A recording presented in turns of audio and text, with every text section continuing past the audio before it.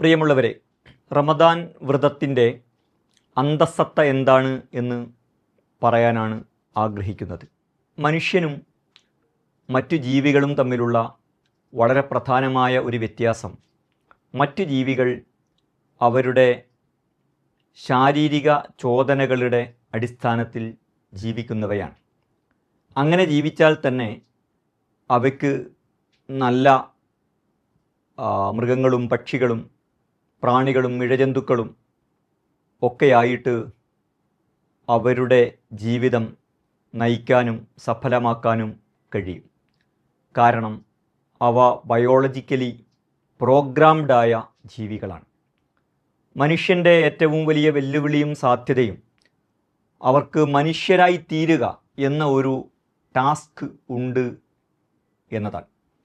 എങ്ങനെയാണ് നമുക്ക് മനുഷ്യനാകാൻ അല്ലെങ്കിൽ നല്ല മനുഷ്യരായി തീരുവാൻ സാധിക്കുക? നമ്മുടെ ശാരീരികമായ ആഗ്രഹങ്ങളും അഭിലാഷങ്ങളും അത് ന്യായമായ നിലയിൽ പൂർത്തീകരിക്കപ്പെടേണ്ടവ തന്നെയാണ്. പക്ഷേ ഒരാവശ്യം വന്നാൽ അതിനെ മാറ്റിവെക്കാൻ കൂടി കഴിയുമ്പോഴാണ് നമ്മൾ നല്ല മനുഷ്യരായിട്ട് മാറുക. അങ്ങനെ മാത്രമേ നമുക്ക് നല്ല മനുഷ്യരായി തീരാൻ കഴിയുകയുള്ളൂ. എന്നു മാത്രമല്ല, അവിടെ വെച്ചാണ് നമ്മൾ മൃഗങ്ങളിൽ നിന്ന്, പക്ഷികളിൽ നിന്ന്, മറ്റു ജന്തുക്കളിൽ നിന്ന് വ്യത്യസ്തരായ ഒരു ഉയർന്ന ജീവിയായിട്ട് മാറുന്നത്. ഏത് മൃഗവും ഏത് പക്ഷിയും ഏത് ഇഴജന്തുവും പ്രാണിയും അതിൻ്റെ ശാരീരിക ആവശ്യങ്ങൾ പൂർത്തീകരിക്കും, അതിനെക്കുറിച്ച് നിരന്തരം ചിന്തിക്കും.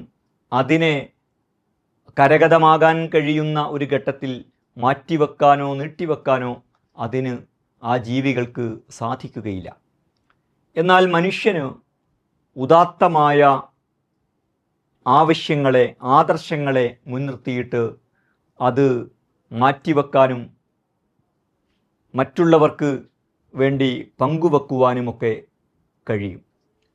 ഈ കഴിവാണ് മനുഷ്യനിലെ മനുഷ്യത്വമെന്നും ആത്മീയത എന്നുമൊക്കെ നമ്മൾ വിളിക്കുന്നത്. സാധാരണ പറയാറുണ്ട്, ഒരാൾ അയാളുടെ അന്നത്തെക്കുറിച്ച് ആലോചിക്കുന്നത് അയാളിലെ ഭൗതികമായ കാര്യമാണ്, ജന്തുപരമായ കാര്യമാണ്. ഏത് ജീവിയും അത് ചിന്തിക്കുന്നുണ്ട്.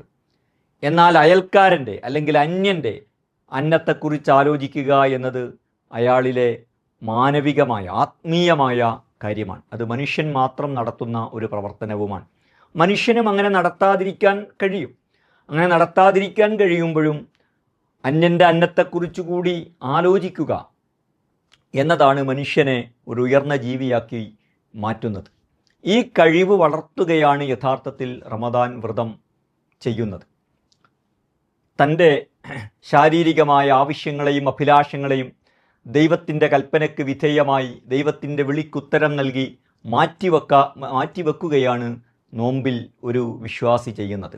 ഇതിലൂടെ അവരിൽ വളർത്തിയെടുക്കുന്ന കഴിവ് ദൈവത്തിൻ്റെ വിളിക്ക് മുമ്പിൽ, മനുഷ്യൻ്റെ ആവശ്യങ്ങൾക്ക് മുമ്പിൽ, ഉദാത്തമായ ലക്ഷ്യങ്ങൾക്ക് മുമ്പിൽ തങ്ങളുടെ ശാരീരിക ആവശ്യങ്ങൾ മാറ്റിവെക്കാനുള്ള കഴിവ്, കരുത്ത് അവരിൽ ഉണ്ടാക്കിയെടുക്കുക എന്നതാണ്.